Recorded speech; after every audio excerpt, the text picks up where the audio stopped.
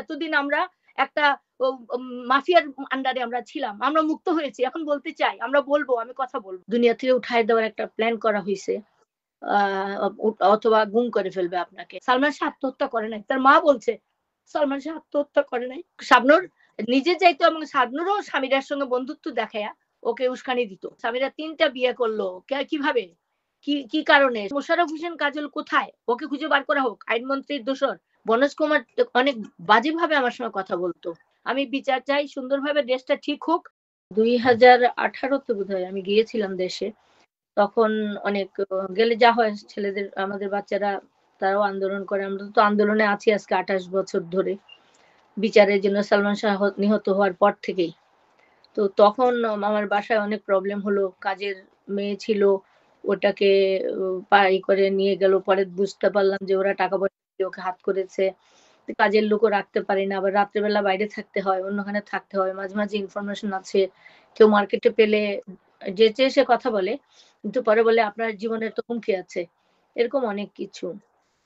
তারপরে একদিন একটা মেয়ে আসলো আমার কাছে, ওর নামটা ভুলে গেছি, কালো করে মেয়েটা। অনেক আগে, সেই জাতীয় পার্টির আমলে মনে হয়। আমি সেক্রেটারিয়েটে বলে দিয়ে, মেয়েটার হাজবেন্ড ছিল না, অনেক কষ্ট, অনেকগুলো বাচ্চা, ওকে আমি একটা চাকরি জোগাড় করে দিয়েছিলাম। তো ও বোধহয় আওয়ামী লীগের নেত্রী শেখ হাসিনার হাতে, আমাদের প্রধানমন্ত্রীর বাসায় কাজ করতো, রান্না টান্নার কাজে সহযোগিতা করতো। তো সে কিভাবে খবর পেয়েছে, এসে আমাকে আম্মা ডাকতো।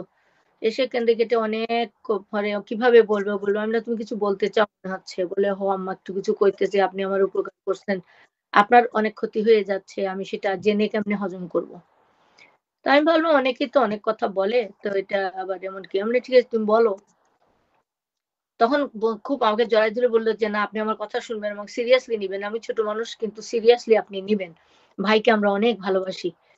তা আমি বললাম, বলো তুমি কি বলবা। তো বলে যে মা, আপনাকে না দুনিয়া থেকে উঠায় দেওয়ার একটা প্ল্যান করা হয়েছে, অথবা গুম করে ফেলবে আপনাকে। আমি বললাম, মানুষকে আবার গুম করে কেন? তখন তো গুম টুম জানতাম না, এখন না শুনতেছি। এখন বুঝলাম যে ওইটাই, এখন শুনলাম যে ওইটাই, ওই আয়না ঘড়ি ওখানেই ওরকম কিছু একটা করতেছে 2018-তে।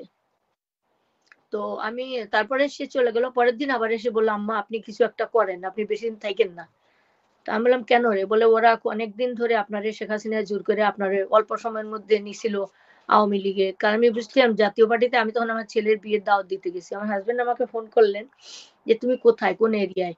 তা আমি বললাম যে আমি এই জায়গায় ধানমন্ডি এদিকে আছি। বলে, তাড়াতাড়ি বাসায় আসো, দরকার আছে। বাসায় এসে দেখলাম অনেক হাজারো টাজারো গাড়ি, বাইরের লাইন। দারোয়ানকে জিজ্ঞেস করলাম এখানে কি হয়েছে। বলে যে প্রধানমন্ত্রী আসছে আপনার বাসায়, শুনছি। তা আমি তো হতভম্ব হয়ে গেলাম। ভিতরে গিয়ে দেখলাম জাফর ইমাম ওই দিন যোগদান করতেছিল আওয়ামী লীগে। তো জাফর ইমাম একটা গাড়িটার ভিতরে ঢুকছে, বাকি সব গাড়ি বাইরে। ও প্রধানমন্ত্রী আমার হাজবেন্ডের সঙ্গে ফোনে কথা বলছেন, আর ওকে পাঠাইছেন আমাকে নিয়ে যেতে। তা আমি একদম হতভম্ব। আমার হাজবেন্ড বলল, রেডি হও, না হলে অন্যরকম অসুবিধা হতে পারে আমাদের। তা আমি কুশল করে উঠে ওইভাবে, একদম মানুষ স্বাভাবিক ভাবে আমরা কোথাও যেতে একটু লিপস্টিক তো লাগাই, একটু নিজের পরিবর্তন হওয়ার জন্য, একটু ফ্রেশ থাকার জন্য, কিন্তু তাও করি নাই, ওইভাবেই গেলাম ওনার এখানে। ওইভাবে উনি আমাকে যোগদান করালো। এবং ওই দিন যোগদান করলে মানুষ যে ব্যক্তি যোগদান করে, জাফর ইমাম বক্তৃতা করলো। ওনার আগে আমি যে ছিলাম বসা, প্রধানমন্ত্রী, তারপরে জোহরা তাজউদ্দিন, তারপরে আমি, তারপরে জাফর ইমাম, এভাবে। তো বক্তব্যের সময়, আমার বক্তব্যের সময় উনি উঠে আমাকে বললেন যে 5টা মিনিট মাত্র মগরিবের বাকি আছে, আপনি কিছু বললেন না, এখন আমি বলে ফেলি। তখন কিন্তু পাবলিকের কাছ থেকে ডিমান্ড আসছিল, নীলা চৌধুরী, নীলা চৌধুরী বারবার মানে বক্তৃতাটা শুনবে, আমি যোগদান করছি।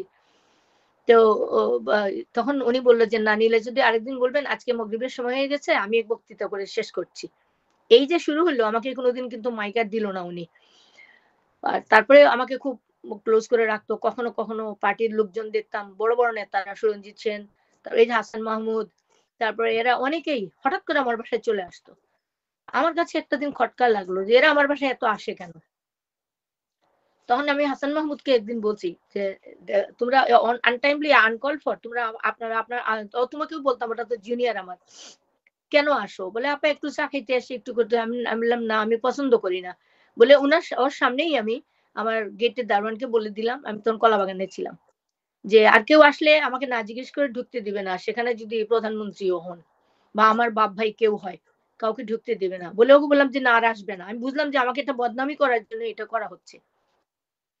তারপরে ওই মেয়েটা যখন এটা বলল, তারপরে আমি ফ্লাইটের ডেট আগাইয়া আমি চলে আসলাম এখানে। এখানে এসে তো আমি আমার জন্য আমি অ্যাসাইলামের ব্যবস্থা করলাম। আমি থাকলাম যেখানে, আর কোনোভাবে আর যাব না। এখনো যাই নাই। তাইলে আমাকে ওইভাবেই গুম করে ফেলা হইতো। এখন তো শুনে আমি শিউরেও যাচ্ছি। আমার ভয় লাগতেছে। তারপরে আমার ছেলের উপরে, আমার ছেলে তো লন্ডনেই। আমার ছেলে, আমি এবং আমার ভাই আলমগীর কুমকুম, যে কেসটা নিয়ে লড়াচড়া করে।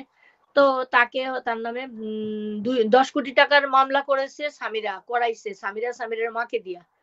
কারণ ওরা খুব আওয়ামী লীগের ছিল তখন। ওই যে আমাদের স্বরাষ্ট্রমন্ত্রী, আইনমন্ত্রী, তারপরে আফম, ওই যে দাঁড়িয়ালা, যে আমরা কি বলে ওনার নাম, হ্যাঁ, সালমান এফ রহমান, তারপর লোটাস কামাল, ইনাদের গ্রুপে ছিল সামিরার বাবাকে। ওনারা খুব আওয়ামী লীগ দেখে আমাকে ভয় দেখাইতো উনি।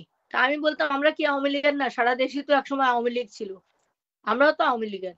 তো ও এই দিকে আমাকে গায়েব করে ফেলবে, এখনো কেসটা কিন্তু চলতেছে। আমার এই মামলাটা মিথ্যা, এটাকে তুলে এখন এটা খালাস করে দেওয়ার দরকার। কারণ আমার ছেলেও দেশে যেতে পারতেছে না। 20 কোটি টাকার, মনে হয় না 10 কোটি টাকার মামলা করা হয়েছে, মিথ্যা মামলা। তো এই ধরনের এসব কারণে আমি এখন এখানেই আছি। সময় মতো যাব আমি। তবে আমি 28 বছর অপেক্ষা করছি। তা হোপফুলি আমরা এই দেশটাই চেয়েছিলাম। আমরা ছাত্র হিসাবে আজকে যে আন্দোলন হলো 24-এ, সেই আন্দোলন আমরা 71-এ 70-এ করেছিলাম। তার আগে 65 থেকে আমরা স্কুল জীবনে, 70-এ তো তখন তো আমরা বড় বিয়ে হয়ে গেছে আমার। তো আমরা চাই এই স্বাধীন দেশটাতে ইনশাল্লাহ সব বিচার হবে। সব বিচার হবে, আল্লাহর হুকুম।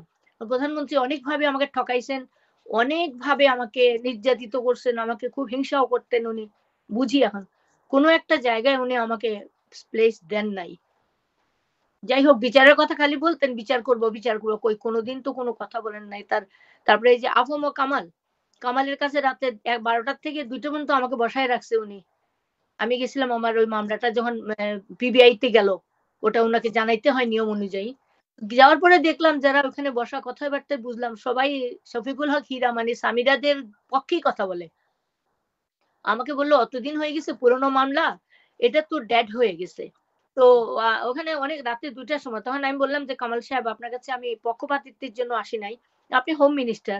আমার মামলাটা পিবিআই তে গেছে। আপনি একটু উনাকে বলবেন উনি যেন সঠিকভাবে বিচারটা করেন। তো এইভাবে হেলাফেলা করে করলো উনি। যাই হোক, 2:30টার সময় আমি ফেরত আসলাম। তারপর বনোজ কুমারের ওখানে যখন যেতাম কোনো ফাইলের কোনো কাজে বা দেখা করে কথা বনোজ কুমার অনেক বাজেভাবে আমার সঙ্গে কথা বলতো, রাফ ভাবে এবং খুব রাগান্বিত হয়ে। বনোজ কুমার এরা কোথায় এখন? এদেরকে ডাকা দরকার, এদেরকে দেখা দরকার। শফিকুল হক হীরা, সামিরা, আমার ছেলের বউ, আমার ছেলে খুন হইলো, ওই ঘর থেকে একটা দিনের জন্য তারা অ্যারেস্ট হইল না। এটা কি ধরনের কথা? তারপরে যদি জিজ্ঞাসাবাদ করে জামিনে ছাড়তো, তাও বুঝতাম যে হ্যাঁ, ন্যায়ের পক্ষপাতিত্ব, কোনো ন্যায় হলো। আজ পর্যন্ত কাউকে কিছু করা হলো না, কিচ্ছু জিজ্ঞাসাবাদ করা হলো না। তারপরে এই যে ফিল্মের মানুষ, এই যে সোহানুর রহমান সোহান এখন মারা গেছে, তারপরে আরো অনেক আছে। এদেরকেও এখন আইনের আওতায় আনা উচিত, এখন সুযোগ আছে। কারণ তখন তো এরাই খুন করাইছে। সুকুমার রঞ্জন একজন এমপি ছিল, ইন্ডিয়ান এজেন্ট, ওই র ও আমাকে থ্রেট দিছিল। এবং আমরা সালমান শাহ মারা যাওয়ার পরে আমরা জেনেছিলাম যে ইন্ডিয়ান কাউকে ভাড়া করে এনে তারা এই খুনটা করাইছে। ও আরেকটা কথা, যখন 18 না 18রই প্রথম দিকে আমি আমি যখন গেলাম, তখনই একদিন আমি সিলেট যাচ্ছি, আমি আর আমার ড্রাইভার। তো রাস্তায় এর মধ্যে একটা ফোন আসলো। তো স্বাভাবিক ভক্তরা ফোন করে, আমি ধরেছি। তো ভক্তের মতো কথাবার্তা বলার পরে বলল, আপনি এখন কোথায়? আপনি কোথায় যাচ্ছেন? তো আমি বললাম, যেখানেই যাচ্ছি। আমি তো সবাইকে বলব না কোথায় যাচ্ছি। তো বলল, আপনি কেন কথা বলতেছেন? বলল, আপনার উপরে তো লাইফের একটা হুমকি আছে। আমি বললাম, ও তাই নাকি? আমি যে দেখালাম যে আমি ভয় পাচ্ছি না, এরকম আরকি। তাই নাকি? কেন? বলল যে, আপনি আমাকে ১০ লাখ টাকা দেবেন। আর আপনি আমার সঙ্গে কথা বলবেন। আমি যা, যা বলব সেগুলি করবেন। মামলাটা তুলে নেবেন। না হলে আপনাকে খুন করা হবে। আমি বললাম, কে খুন করবে? আর আপনি বা আমাকে বলছেন কেন? আপনার কি লাভ আছে এতে আমাকে বলার? তো উঠে বলল যে, আমি আপনার ওয়েল উইশার, ওইজন্য বলছি। আমি বললাম, ওয়েল উইশার কি এরকম কথা বলে? আপনি জানলেন কিভাবে আমাকে যে খুন করা হবে? আপনি কি ওই গ্রুপেরই কেউ? বলে, এত কথা বলতেছেন কেন? আমাকে ধমক দিল। এত কথা বলছেন কেন? আপনাকে বলছি না, ১ম এ বলছে আমাকে কোনো উত্তর জিজ্ঞেস করবেন না আমাকে। তা আমি বলার ঐরকম বলতেছিল। তারপরে আমি বললাম যে, দেখো, ১০ লাখ টাকা একসঙ্গে তো আমি কোনদিন দেখি নাই। আমি তোমাকে কিভাবে দিব? আর আমার এই অবস্থায় তো আমার সম্ভব না। তো বলে, তাহলে আপনি মারা পড়বেন, বলে কেটে দিল। তখন ওই তারপরেই কিন্তু আমি চলে আসি। অনেকে বলতো 28 বছর পরে কি আপনি মামলা পাবেন? আমি বলছিলাম আমার জীবদ্দশায় আমি যতদিন বেঁচে আছি আমি মামলার জন্য লড়ে যাব। তারপরে যখন আমি নামাজ কালাম করি, নামাজের মধ্যেই থাকি। আমার মন থেকে তো আমি সাড়া পাচ্ছি না যে অফ করে দাও। আমি মামলাটা তো তারা শেষ করতে কয়েকবার চেষ্টা করেছে। তারপরে এর আগের বার যখন মামলাটা, এবার তো মামলা আবার উঠালাম। যখন করলো তখন পরে ম্যাজিস্ট্রেটের সাথে দেখা করার পরে ম্যাজিস্ট্রেট বলল এটা পুলিশের কাছে আমরা চেয়েছিলাম যে তারা পুলিশের কাছে ছিল মামলাটা। ওরা কিন্তু কারো সাক্ষী টাক্ষী কিচ্ছু নেয় নাই। ওরা বলছে বাদী ইন্টারেস্টেড না বলেই তারা বাজেয়াপ্ত করে দিল, শেষ করে দিল এটা। তখন ম্যাজিস্ট্রেট বলছে আপনার সঙ্গে আগে কথা বলতে পারলে ভালো হতো। আপনারা তো আমাদের জানান নাই, আপনারা তো আমাদের কোনো রিপ্লাই দেন নাই, কখনো কোনো নোটিশ পাঠান নাই, কেসটা চলতেছিল। এটা পুলিশ ছিল কেস তখন। তো আমি বললাম যে এটা বলে যে ওরা বলছে যে আপনারা ইন্টারেস্টেড না। আমি কি কিভাবে আমরা ইন্টারেস্টেড হব না? অবশ্যই আমি ইন্টারেস্টেড বলেই মামলাটাকে তারা উঠাবে না। অনেক আন্দোলনের মুখে মামলাটা আবার কোর্ট গ্রহণ করলো এবং মামলাটা এখনো কোর্টে আছে। তা আমি এখন দেশটা অস্থিতিশীল। রোজ দোয়া করি আল্লাহ যেন স্থিতিশীল করে দেয়। দোয়া করি ডক্টর ইউনূস সাহেবের জন্য। উনি অনেক পুরানো পরিচিত মানুষ, দেশের সম্মানিত ব্যক্তি, নির্লোভ মানুষ। যাই হোক আমরা চাই এরকম একজন মানুষ আল্লাহ তারও হায়াত দিক, তিনি যেন কিছু একটা করে যেতে পারেন। আর এই ছাত্ররা যারা বাবারা করেছে ওরাও সালমান শাহ ভক্ত। ওরা ওই বয়সে যখন সালমান শাহ ভক্ত, আজকে আমার সালমান শাহ বেঁচে থাকলে অনেক বড় একটা কাজ আমিও করতে পারতাম। সে অংশগ্রহণ করতো। আমি জানি তার আত্মা খুশি হচ্ছে। এবং এই যে 18 কোটি মানুষ, 18 কোটি মানুষই আমার তো মনে হয় যে খুন করছে সেও এখন পস্তায় এটা কি করলাম। কিন্তু আমার যে ছেলের বউ ছিল সামিরার বাবা, সামিরা ৩টা বিয়ে করলো কিভাবে, কি কারণে? সে যে খারাপ প্রমাণ হয়ে গেছে, সে একটা ঘরে তো থাকতে পারে নাই। তারপরে তার বাবা অনেক কিছু করছে, ইদানিং কালে তাদের দেখা যাচ্ছে না। তার মাকে, তার মা, সে আমাদের আসামি ওরা। একটা আসামিকেও একদিন জিজ্ঞাসাবাদ করা হলো না, উঠায় নেওয়া হলো না, অ্যারেস্ট করা হলো না। একটা মার্ডার মামলার আসামি যদি হয় সঙ্গে সঙ্গে তো অ্যারেস্ট করে, তারপরে আইন যা বলে তাই হবে, তাই না? তারা কোথায়? আমার প্রশ্ন তারা কোথায়? এবং তাদের কেন ডাকা হচ্ছে না? বনোজ কুমারের সাথে তাদের একটা বিরাট লাইন ছিল এবং বনোজ কুমারকে তারা অনেক টাকা দিয়েছে। বনোজ কুমার বলতো যে শফিকুল হক হীরা সাহেব বলেছেন, সামিরা বলেছেন, আর নীলা চৌধুরী বলেছে আমি বাদী, আমার কথা বলেছে, করেছে, আমাকে যা তা তুচ্ছাতে ব্যবহার করতো। একদিন আমি ওখানে জাস্ট একটা এক্সাম্পল দিচ্ছি। বনোজ কুমারের ওখানে আমি কথা বলতে বলতে আমার মনটা খারাপ লাগতেছিল, মনে হচ্ছিল বমি আসবে। তাই আমি বললাম আপনার ওয়াশরুমটা কি পাশে, আমি একটু ওয়াশরুমে যাব। প্রথম পাত্তা দিল না, পরে তো সিপাহীকে ডেকে বলে ওনাকে একটু নিচে নিয়ে যাও তোমাদের ওয়াশরুমে। আমার খুব সেন্টিমেন্টাল লাগলো, কারণ সে একজন এখানে অত বড় একজন কর্মকর্তা, তার তো ওয়াশরুম অ্যাটাচড আছে, আর আমার স্ট্যাটাসটাও সেরকম। তা আমি প্রশ্ন করলাম আপনার রুমে কি কোনো ওয়াশরুম নেই? তো উঠে বলল যে হ্যাঁ হ্যাঁ আছে। আমি বললাম তাহলে আমাকে আপনি সিপাহীর ওখানে পাঠাচ্ছেন কেন, আপনার ইয়ের অফিসারের ওখানে? বলে সরি আমি ভুলে গিয়েছিলাম। চিন্তা করতে পারছেন তফাৎটা? তারপরে যে রায় দিল, রায়টা তো বোঝা যাচ্ছিল সে ইচ্ছা করে বলছে। একবার বলছে যে সালমান শাহ আত্মহত্যা করেন নাই, ফার্মিং, তারপরে বলে যে আত্মহত্যা করেছেন। এগুলো পরিষ্কার প্রমাণই আছে। সে কোর্টের মাধ্যমে রিপ্লাই দিবে, তার জাজমেন্ট যেটা ইনভেস্টিগেশন করেছে তা না করে উনি সাংবাদিক সম্মেলনের মাধ্যমে ছেড়ে দিল, সাংবাদিককে কোনো প্রশ্ন করতে দিল না, অনেক কিছু। তো এটাই তো প্রমাণ হয় যে সে ২ নম্বর করেছে এবং পরবর্তীতে তো ধরা খেয়েছে। এখন তো দেখা যাচ্ছে মনোজ কুমার একটা সোনার খনির মালিক। কিভাবে হলো? সালমান শাহ তো আত্মহত্যা করে নাই, তাকে ইন্ডিয়ান বিয়ে দিয়ে, গ্রোয়ার মানুষ দিয়ে, ইন্ডিয়ান আর খুনি দিয়ে খুন করানো হয়েছে। এটা তখনই উঠে গেছিল। এবং ওই যে লোকটা আমাকে ফোন করলো, সে বললো ভারতের লোক দিয়ে আপনাকে খুন করা হবে, আপনার ছেলেকেও ভারতের লোক দিয়ে খুন করানো হয়েছে। আমি বললাম তুমি জানলে কিভাবে? বলে আমাদের জানতে হয়। তারপরে ধমক দিছে আমাকে, বলে আপনাকে না প্রথমেই আমি বলেছি আপনি কোনো প্রশ্ন করবেন না, উত্তর দিয়ে যাবেন। এই হলো আমি অনেক আশাবাদী।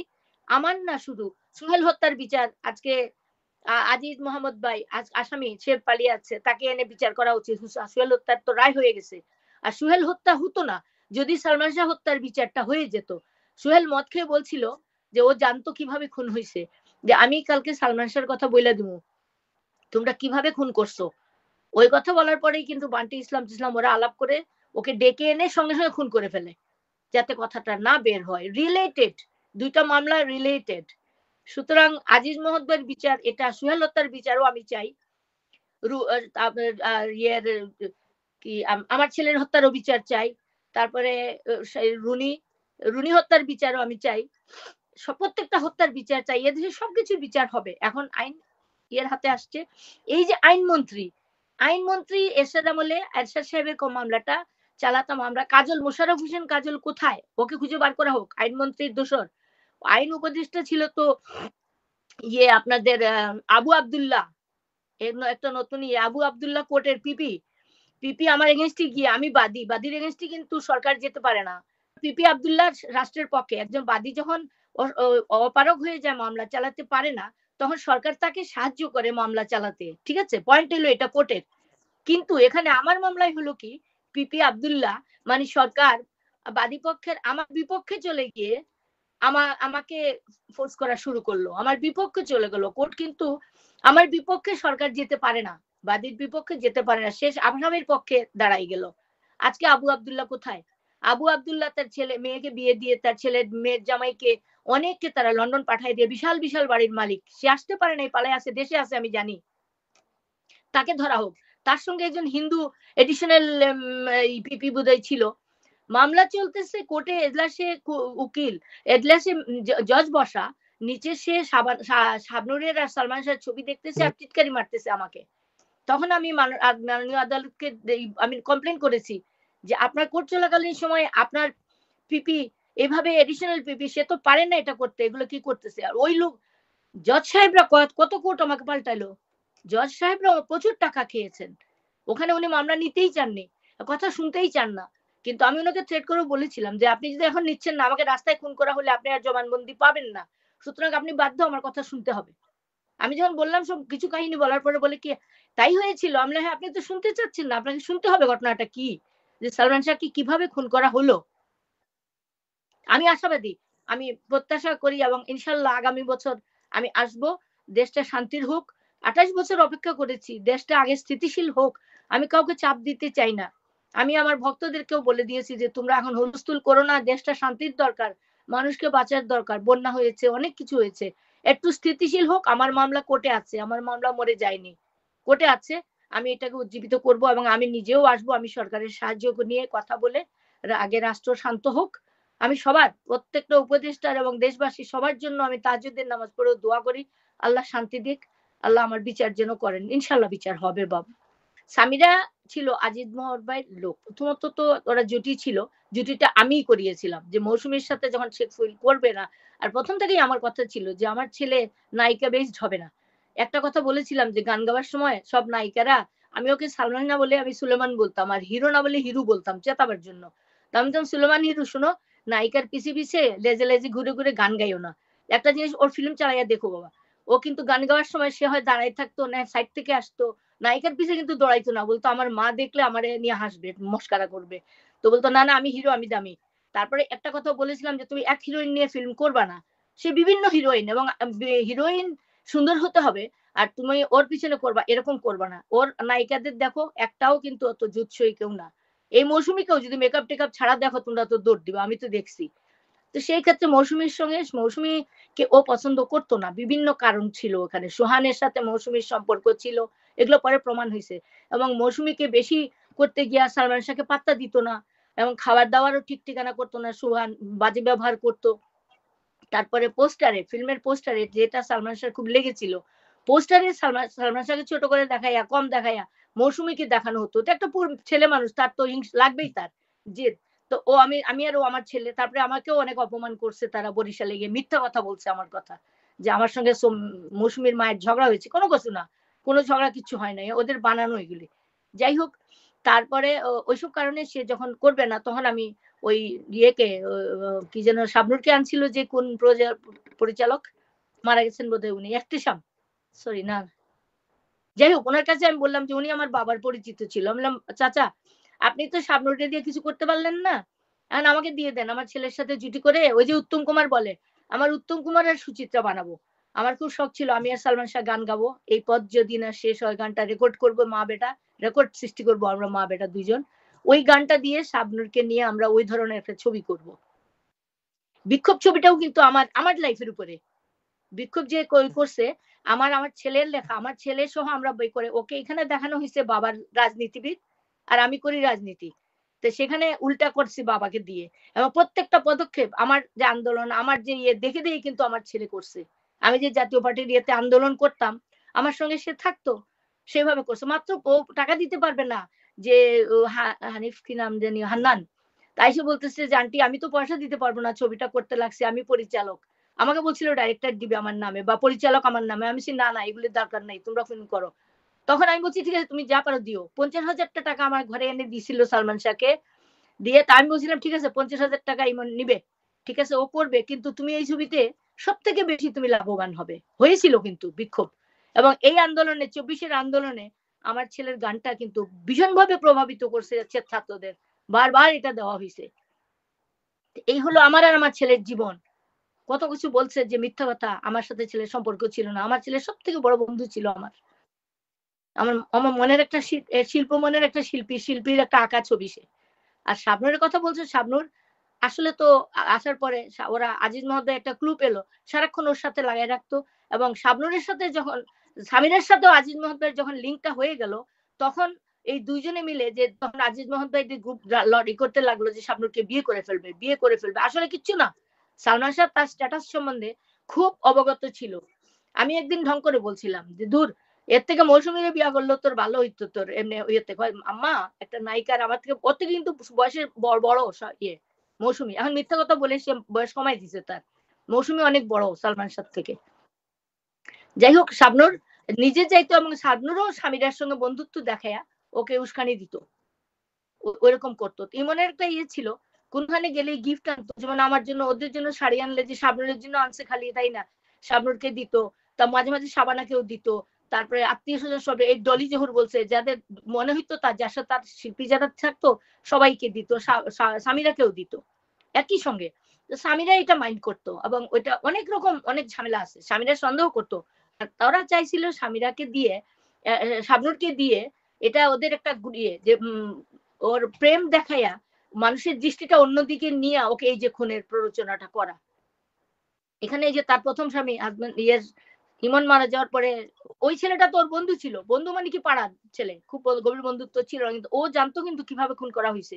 সামিরার মাদের সাথে ও এক হইয়া গিয়া যার কারণে ওর কাছে বিয়ে দেওয়া হয়। এবং পরবর্তীতে কিন্তু বিয়ে টিকে না। পরবর্তীতে দেখা গেছে বিয়ে তো টিকলো না ৩ টা বাচ্চা নিয়া। ওখান থেকে সে ছুটে গেল। তারপরে এই বয়স্ক লোকটার সাথে কেন হইলো? ওর ভিতরেও কিন্তু ওই আজিজ মহোদয় গ্রুপ এবং সামিরার বাবা, বাবার বন্ধু এদের একটা লিঙ্ক আছে। লিঙ্ক খুঁজলেই বার হয়ে আসবে। এখন মেইন জিনিস হলো সামিরার বাবা, সামিরার মা, তারপরে মনোজ কুমার, সুকুমার রঞ্জন যদি এখানে থাকে ভারতে না গিয়ে থাকে সুকুমার রঞ্জন, তারপরে ওই ফিল্মের কিছু লোক আছে। বাদল খন্দকার আমার বাংলার আসামি, তারপরে ঝন্টু, দেলোয়ার হোসেন ঝন্টু, তারপরে আরো আছে আমার আমার ইয়েতে আসামিও আছে। আমি প্রয়োজনে আমি বলব। তো এইগুলি করার খুঁজ করা বার করার দরকার। কারণ এরাই আমার জীবনের উপর হুমকি, এরাই মেরে ফেলতে চাইছিল। এবং এরা সবাই আওয়ামী লীগের। শাবনূর খুনের দিনও আমরা একটা ওই যে আমাকে নিয়ে একটা ছবি ওরা আমাকে বিকৃত করার জন্য ইন্ডিয়ার থেকে একটা ছবি করছে। ওইখানে কিন্তু একটা ক্লু আছে। আল্লাহ যেটা করে ভালোর জন্য। আমাকে নেগেট করার জন্য যেগুলা করছে। নায়িকা যে আমার ক্যারেক্টার যে করছে সে কি আমার মতো হইতে পারছে?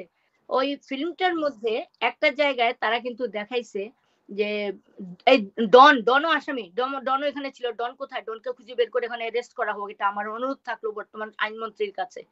ডন, সামিরার বাবা, তারপরে সুকুমার রঞ্জন, তারপরে আবু আবদুল্লাহ, মনোজ কুমার, এই ধরনের কয়েকজনকে গ্রেফতার করলেই সব বের হয়ে আসবে। তো ওইখানে ওই ফিল্মে দেখাইছে যে ডনকে শাবনূর ফোন করলো। ফোন করে শাবনূরকে বলতেছে যে এই তুই কোনখানে এটা দেখলেই বার হয়ে যাবে। এটা ইন্ডিয়ান একটা ফিল্ম কি জানি করছিল ওটা বার করো। ওখানে দেখাইছে। তো ডন বলতেছে যে কাজ হয়ে গেছে। শাবনূর বলতেছে এটা কি করছস তোরা আমারে না বইলা মানে এখানে ঘটনাটা আছে আমার ঠিক কাহিনীটা মনে নাই। আমি একবারই দেখছি জিনিসটা। আমাকে একেবারে এরশাদ সাহেবের সাথে লাইন দেখাইছে। দেখাইছে এরশাদ সাহেবকে নিয়ে আমি খুন করে ফেলছি। কিন্তু এখানে এরশাদ সাহেবের একটা ঘটনা আমি তোমাদের মাধ্যমে আমি দেশবাসীকে জানাইতে চাই। অনেক বদনাম আমার নামে করা হইছে। এরশাদ সাহেব যখন জেল থেকে বের হলেন, উনি আমার বাসায় অনেক কষ্ট করে আসছেন। আমি উনাকে এলাও করি নাই। উনি বললেন টেলিফোনে যে, "তোমার ইমন যদি দরজায় দাঁড়ায় থাকে তুমি কি খুলবা না? দরজাটা খুলো প্লিজ আমি একটাবার দেখে যেতে আসছি।" আমি তো জেলে থেকে ইমনকে দেখলাম, জেলে থেকে মরা খবর পেলাম। তো আমার হাসব্যান্ড গিয়ে খুলে দিল। এই উনার আসা যাওয়া শুরু হইল আমার বাসায়। পরবর্তীতে এনএসএফ ডিজিআইতে অনেক আমাদেরও জানাশোনা আত্মীয় স্বজন বন্ধু বান্ধব শুভাকাঙ্ক্ষী আছে সালমান শাহ ভক্ত। আচ্ছা মাঝখানে একটা কথা বলি, এইখানে যে কি মিয়া শামসুদ্দিন মিয়া নাকি আইজিপি ছিলেন, আইজিপি কি মিয়া সাহেব, শামসুল ইসলাম না শামসুদ্দিন মিয়া, ওনার নামে ওয়ারেন্ট আছে, উনিও কিন্তু ইনভলভ। উনি আমাকে অনেকভাবে অপমান করছেন ওনার অফিসে, আমি ওই মিটিং এর পারমিশন নিতে গেছিলাম। উনি ডাইরেক্ট বলছেন আপনার ছেলে তো টিনেজার, ও আত্মহত্যা করছে। আমি বললাম তাহলে আপনাকে সাক্ষী রাখলাম যে আপনি জানেন সে আত্মহত্যা করেছে, আমরা তো জানি না, আত্মহত্যা প্রমাণ করে দেন। উনি কেমন জানেন একজন আইজিপি এটা বলতে পারে না তার চেয়ারে বসে। তো যে কথা বলছিলাম ওখানে তারা ওই ডন সব জানে, ডন শাবনূর জানে। এবং তখন ওই ফিল্মটাতেই কিন্তু ওই মানুষ বলেন না চোর গেলে একটা কি আলামত লিখে যায়, ওই ফিল্মটার মধ্যে এটা কিন্তু বড় আলামত আমার মনে হয়েছে। আমাকে তারা নেকেট করে তারা আমাকে দিয়ে মামলাটা উঠাবার জন্য এই ফিল্মটা করছিল। কিন্তু এরশাদ সাহেব কেন ওই যেটা এরশাদ সাহেবের কথা বললাম, এরশাদ সাহেবকে ডিজিএফআই বললো আপনাদের সাথে তো ভালো সম্পর্ক, এরশাদ সাহেব আমার হাজবেন্ডকে ভাই ডাকতো, খুবই সম্মান করতো এবং আমাকে তার মার সাথে সবসময় তুলনা করতো। উনি বলতো আমার বাবা উকিল ছিলেন কিন্তু আমার মা খুব মিশুক ছিলেন, যার কারণে আমার বাড়িতে মানুষ সমাগম হতো এবং আমি আর রাজনীতি শিখেছি আমার মার কাছ থেকে। তো উনি বললো যে আচ্ছা ঠিক আছে, ডিজিএফআই বললো এরশাদ সাহেব যদি আপনার বাসায় সচরাচর আসা যাওয়া করে তাহলে এনএসআই ডিজিএফআই এর একটা ইয়ে থাকবে আপনাদের উপরে, আপনাদের রিস্ক লাইফের অনেক কমে যাবে। এই কারণেই কিন্তু আমাদের বাসায় এরশাদ সাহেব রোজ আসতেন, প্রায়ই আসতেন, খাওয়া দাওয়া করতেন, যে উনার আসা যাওয়া এখানে উনার একটা ডেস্টিনেশন, অন্য কোনো কারণ নাই। কিন্তু আমাকে তারা অনেকভাবে অপমান করে, একটা মরা মানুষ এখন মারা গেছে, ওনাকে অনেক অপমান করেছে, আর কোনো কারণ নাই, আমার সাথে কোনো ব্যাড রিলেশন ছিল না উনার। উনি অনেক পবিত্র ছিল এবং মার সাথে তুলনা করে আমাকে বলতো যে আমার মার মতন বিহেভিয়ার। মনে হয় ওই দিনের ঘটনাগুলো কি করলো, গন্ডগোল করলো, আমি কি করলে ভালো হতো, খুব কষ্ট হয়। সারা বছরই তো আমি এটা মনে করতে থাকি। আমার কাছে মনে হয় সে আছে, সে তো মারা যায় নাই, সে বলতে থাকে, স্বপ্নে অনেক কথা বলে। তো মৃত্যুবার্ষিকী জন্মবার্ষিকী বলে কিচ্ছু নাই, মেন জিনিস ওকে আমি বাজাতে পারলাম না। শেষের দিকে সে অনেক অনেক বলতো আমার কাছে এসে, একটা কথা বলছিল আমাকে তো ওরা তোমার কাছে আর আসতে দিবে না আম্মা। আমি ওরা কারা, কিচ্ছু বলে নাই, হাতে একটা রুমাল থাকতো এরকম, এই যে আমার হাতে এখনো আছে, আমার কাছ থেকেই শেখা, রুমাল দিয়ে মুখটা মুছে এরকম করে প্যান্টের মধ্যে পানি দিতে দিতে সিঁড়িতে বসে কথা হচ্ছিল। আমার গ্রিন রোডের বাসার সিঁড়িতে যেতে যেতে গিয়ে সিঁড়িতে বসে গেল, 3 তলা সিঁড়িতে। তা আমি বিদায় দিতে গেছিলাম ওর কাছে, গিয়ে আমিও বসলাম। তখন বলছিল যে আম্মা আজকে একটা কথা তোমার বলে দেই। ওই কথাটা বলার পরে যে আমাকে আসতে দিবে না, বলে জানো আমার বউটা না বেশ্যা হয়ে গেছে। তা আমি মুখের মধ্যে হাত দিয়ে টিপ দিয়ে মেরে ধরে বলছি আল্লাহ, বউ সম্বন্ধে এসব বলতে হয় না, বয়স কম তো এরকম মনে হয়। বলে না আম্মা ও একদম বেশ্যা হয়ে গেছে। আমি তাইলে ছেড়ে দে। তো বললে আমার ছাড়তে হবে না আম্মা, আমি অপেক্ষা করতেছি ও কখন চলে যাবে। বলে উঠে হাঁটতে হাঁটতে চলে গেল, আমি আর বলতে পারলাম না কিছু তাকে। তো এই কথাগুলো কি সাক্ষী না? তারপরে একটা ইয়ে মনোজ কুমার কত বড় বেয়াদব, কত বড় বেইমান। আমি তো আমার সলমান শাহর জবানি একটা ভিডিও ওদের ওখানে আছে, একটা অডিও রেকর্ড, অডিও রেকর্ড কি সাক্ষী নয়? অডিও রেকর্ডে কিন্তু সব আছে সামিরার সম্বন্ধে। এবং সামিরা বলছে কি পারে এই রেকর্ডটা নাকি ইমন করছিল আমাকে শোনাবার জন্য। ওর ওর কীর্তি কাহিনীকে আমাকে শোনাবার জন্য রেকর্ড করছিল। ওখানে ডিজিএফআই অথবা ডিবির কোনো লোক ছিল, একটা লোক যাকে ইনফরমেশন দিয়েছে ইমনকে, একটা লোকের ভয়েস শুনতে পাচ্ছিলাম। মারা যাওয়ার পরে একটা লোক ফোনেও বলছিল যে ওকে কিন্তু আমি সতর্ক করছিলাম। আপনি কে? বলে আমি ডিবিতে চাকরি করি। তাইলে ওই লোকটাই হবে। তো ওই রেকর্ডটা কোথায়? ওই রেকর্ডে কোনো গুরুত্বই মনোজ কুমার দেয় নাই, পিবিআই দেয় নাই। এরা অনেক টাকা খাইছে, কোটি কোটি টাকা খেয়েছে। আমার এটার জন্য কথা বলতে হলে আরেকদিন অনেক কথা বলার দরকার আছে মামলার। আমার অনুরোধ থাকলো তোমরা অনেক বড় করে একটা ইন্টারভিউ করবা এটার উপরে, তারপরে আমি বলতে পারবো সব। আমি বলবো আমি বিচার চাই এই সরকারের কাছে, আমি বিচার চাই, সুন্দরভাবে দেশটা ঠিক হোক। আমি হুড়াহুড়ি করব না। আমি আমার বিচার, সোহেল হত্যার বিচার, রুনি রুদ্বি হত্যার বিচার, তারপরে আরো কয়েকটা হত্যা হয়েছে তখন, ওগুলি সবকিছুর বিচার চাই। এগুলো তারা গুম করে বিচার করছে। এখন আমার ভয়াবহ লাগে, আমার খালি মনে হয় আল্লাহ আমাকে নিয়ে। আমার ছেলে বলতো কিন্তু আম্মা তোমাকে অপমান করে ফেলবে। আমি বুঝতাম যে গাড়িতে এই লোকজন আসে ছেলে পিলে তুলে মদ দিয়ে আমাকে অপমান করবে, অথবা রাস্তাঘাটে আমাকে অন্যভাবে রেপ টেপ করাই ছাড়া দিবে। আমি এই ভয়ে আমি চলে আসছি, আমার মান সম্মানের ভয় আছে, অবশ্যই আছে। এবং আমি আসবো। আমি একটা মিটিং করেছিলাম সিলেটে, লক্ষ লক্ষ মানুষ হয়েছিল, সবাই জেনেছিল। আমি আবার আসবো, আমি ঢাকা স্টেডিয়ামে, এই সরকারটা স্থিতিশীল হোক, স্টেডিয়ামে দাঁড়ায় আমি সমস্ত ইতিবৃত্ত বলবো। এবং আমার বিচার, এই সালমান শাহর বিচার হবে। আমার সালমান শাহ তো আত্মহত্যা করে নাই, কোনোভাবেই না, কোনোভাবেই না। সালমান শাহ ভক্ত 18 কোটি লোক যদি হয়, আর তো 18 কোটি লোক সমর্থন তো আমার আছে এবং আমি দেশের কাজ করতে চাই। আমি এই বয়সে এবং নিঃস্বার্থ এবং লোভহীন, আমার তো কোনো লোভ নাই। আমার ছেলের বিচারের জন্য না, আমার পরবর্তী প্রজন্ম, ছেলের ভক্ত, এদের জন্য আমি অবশ্যই কিছু করতে চাই। দেশ যদি মনে করে আমাকে প্রয়োজন এবং আমি আমার কিছুটা সময় আছে বাকি, আগামীতে আমি যোগদান অবশ্যই করব। রাজনীতিতে আমি নেই যে এমন না। আওয়ামী লীগে আমাকে ঢুকাই দিয়ে আমাকে রাজনীতি থেকে আমি নিষ্ক্রিয় করার চেষ্টা করেছিল ওরা। তো এটা তো ঠিক না, এরা পারবে না, এটা কোনোভাবেই পারবে না। তো জাতীয় পার্টির রাজনীতি আমাকে যেভাবে উজ্জীবিত করেছিল আমি দেখেছি এবং আমি উৎসাহী যে আমি নিজেও তো আলাদা একটা রাজনীতির মঞ্চ আমি তৈরি করতে পারি নিঃস্বার্থ হবে। কারণ রাজনৈতিক যে ব্যক্তিরা আছেন তাদের প্রেক্ষাপট বা তাদের চারিত্রিক বৈশিষ্ট্যগুলি, যে নেচার গুলো দেখা গেছে সেটা পরিষ্কার না জনগণের কাছে। আমি তো কোনো ইয়ে করি নাই, আমি সাধারণ স্বাভাবিক মানুষদের দাবিতে অবশ্যই আমি সক্রিয় হব। যদি দেশ আমাকে, জাতি আমাকে চায়, আমাকে মানুষ যদি চায়, আমি যাব, আমার ইচ্ছা আছে। এই যে বিদিশা বলতেছেন উনি জাতীয় পার্টির রাজনীতির নেত্রী, একটা দেখলাম ইন্ডিয়া থেকে একটা ইন্টারভিউ দেখলাম সেদিন, বিদিশার একটা এক্সক্লুসিভ, একদম মহামান্য নেত্রী বলে, কিন্তু সে তো কোনো নেত্রী ছিল না জাতীয় পার্টির। জাতীয় পার্টির নেত্রী হলো ইয়ে রওশন এরশাদ এবং এখন কাদের সাহেব আছে এবং বাকি যারা আছে সবাই আমাকে ভালোবাসে, তারা ছেলেপিলেরা যোগাযোগ করে। তো রাজনৈতিক এই মুহূর্তে আমাকে তারা কেউ ফোন করে না, কারণ সবারই একটা অশান্তি আছে সবার মধ্যে। এটা জাতীয় পার্টির রাজনীতি করবে এমন কোনো কথা নাই। আমি নিজেও তো একটা আলাদা দল করতে পারি। আমার যখন মানুষ আছে বা আমি যদি সক্রিয় হয়, আমার বিচার বুদ্ধি বিবেক থাকে, ভালো 10 জন মানুষ পাই, ভালো সক্রিয় রাজনীতি করার লোক পাই, আমি নিজেও তো একটা নিঃস্বার্থ একটা একটা দল করতে পারি।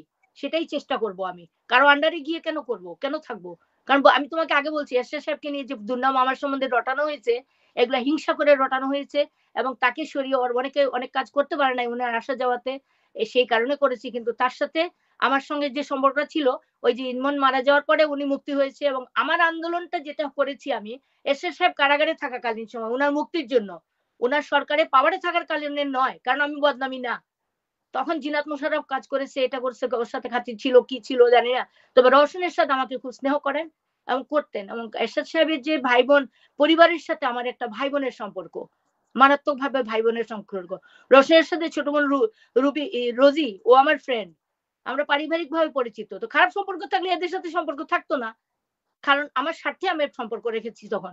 উনিও বলতেন যে হ্যাঁ, তোমাদেরকে আমার পরিবার, তোমরা, আমি আসবো যাবো, এতে তোমার এটা হবে, অন্তত তোমার আমার শাহরান আর ও কামরুদ্দিন দুইজন সেফ থাকবে, এনএসআই ডিজিএফআই অ্যালার্ট থাকবে, ওখানে কিছু ঘটলে তখন অসুবিধা হবে তাদের, সেই কারণে নিঃস্বার্থ ভাবে। দেশবাসীকে আমি অনেক ভালোবাসি এবং অনেক আমার বয়সী যারা আছেন তারা এখনো ফোন করেন, অনেকে এই পাগল হয়ে যাচ্ছে আমি কেন ইন্টারভিউ দিচ্ছি না, আমি কেন লাইভে আসছি না। কিন্তু আসলে আমি খুব অন্তর্দা অনেক কষ্ট আছি আমি, যে এতগুলি ছেলে মারা গেল, এতগুলি কষ্ট হইলো, এখনো কে মারা যাবে, কি হবে ঠিক নাই। ইউনূস সাহেবকে নিয়ে দোয়া করি, ভয় লাগে কোনখানে কি হয়ে যায়। এসব চিন্তা করে যে আমার স্বার্থ থেকে দেশের স্বার্থটা বড়, আগে দেশ স্টেবল হোক, একটা সরকার সুন্দরভাবে আসুক, আমার দাবি আছে, দাবি পূরণ হবে। আমার মামলা কোর্টে আছে, কোর্টে চলবে। এখন আগামী বছর বোধহয়, এই বছর নাই, 3 মাস লেটে আমার ডেটটা পড়েছে, জানুয়ারিতে বোধহয় ডেট আছে। আমরা তখন ভাববো কি হবে। এবং আমার তো আসার প্রয়োজন আছে, আমি একটা দেশের শেল্টারে আছি, ওনাদের পারমিশন নিয়েই আমি যাব। কারণ এখন এই ইউকে গভর্নমেন্ট আমার অথরিটি, আমি দেশে গেলেও তারাই আমার ইয়ে করবে। এবং দেশের নতুন রাষ্ট্র যখন হবে, নতুন একটা সরকার আসবে, তাদের সঙ্গে বুঝাশোনা পূজা পরক করে আমি আসব। এবং এই সঙ্গে আমার ভক্ত বাংলাদেশের 18 কোটি সর্বস্তরের ভক্তদের বলতে চাই, আপনারা দোয়া করবেন, আপনারা সক্রিয় থাকেন এবং ছেলেরা যারা তোমরা উশৃঙ্খলতা কেউ করবে না, সবাই কোনো বিপদে ঝাঁপিয়ে পড়ে সবাইকে সাহায্য করো। সালমান শাহর একটা মঞ্চ ছিল, তোমরা সালমান শাহ ভাইয়ের যদি উত্তরাধিকার হয়ে থাকো, তোমরা সবাই নিরলস ভাবে নিঃস্বার্থ এবং কোনো ঠকাঠকি কিছু না করে তোমরা কাজ করো, আমি আছি, আমি থাকবো। এবং নামাজের মধ্যে তাকে স্মরণ করো, গান বাজনা দিয়ে স্মরণ করো না। মৃত্যুবার্ষিকী বলে যেখানে এখানে তোমরা নিজেরা টাকা পয়সা খরচ করে, টাকা পয়সা তুলে করে, সবাই যে যেখানে আছো সেখানে নামাজ মিলাদ এবং একজন ফকিরকে খাওয়াবে এক একজন, এভাবে তোমরা পালন করো। তার বেহেশত নসিব করুক আল্লাহ, এটা দোয়া করো। তোমাদের মা বাবা সবাইকে তোমরা নিজেরা সম্মান করো, কেউ মা বাবার বাইরে যেও না। তোমরা সব সাংবাদিকরা আমার শাহকে প্রতিষ্ঠিত করেছেন এবং তোমরা আমার সালমান শাহ হয়ে আছো। তোমাদের মাধ্যমে আমি যদি মরেও যাই, আমার এই কথাগুলো প্রচার করে এবং সালমান শাহ হত্যার বিচার তোমরা চাইও। সালমান শাহ আত্মহত্যা করে নাই, তার মা বলছে সালমান শাহ আত্মহত্যা করে নাই। সালমান শাহর বিচার প্রয়োজন, অবশ্যই প্রয়োজন। আজিজ মাহমুদ ভাইকে দেশে আনা হোক, দেশে এনে ইয়ে করা হোক। এখানে তো শেখ হাসিনাও জড়িত, রাজ্জাক সাহেব জড়িত ছিলেন, উনি মারা গেছেন। আমাদের মন্ত্রী রাজ্জাক সাহেব কোটি কোটি টাকা আমাকে ডিজিএফআই এইসব জায়গা থেকে বলা হয়েছে। সিআইডি তে যখন মতিয়া চৌধুরী আমাকে বললেন মামলার একটা পর্যায়ে ডিবি থেকে যখন মামলাটা ইয়ে হয়ে গেল, বজলুল করিম কোথায়? ডিসিডিবি বজলুল করিম আমার মামলার আসামি, তাকে বের করা হোক, ও অনেক কিছু জানে, অনেক টাকা খেয়েছে। আর এর সিআইডি তে নেওয়া হইলো, সিআইডির ওই ভদ্রলোক মারা গেছেন। উনি এখানেও আরেকটা পয়েন্ট আছে, উনি বলছেন যে আত্মকলহে সালমান শাহ আত্মহত্যা করেছে, সরি পারিবারিক কলহে। তো পারিবারিক কলহ কার সাথে? আমার সাথে না, পারিবারিক কলহ তো তার স্ত্রীর সাথে অবশ্যই ছিল। উঠতে বসতে, হাতে কামড়, ঘাড়ে কামড়, অনেক জায়গায় কামড় দেখছি। আমার ছেলে 3বার ডিভোর্স করেছিল। তারপরে ওরা চলে আসতো, এসে মাপ চেয়ে ঘরে ঢুকে যেত, কারণ ওদের উদ্দেশ্য খারাপ ছিল। আমরা মুক্তিযুদ্ধ করেছিলাম মুক্ত হওয়ার জন্য, এতদিন আমরা একটা মাফিয়ার আন্ডারে আমরা ছিলাম, আমরা মুক্ত হয়েছি, এখন বলতে চাই, আমরা বলবো, আমি কথা বলবো। ধন্যবাদ সবাইকে। বাংলাদেশের জন্য আমার অনেক দোয়া রইল।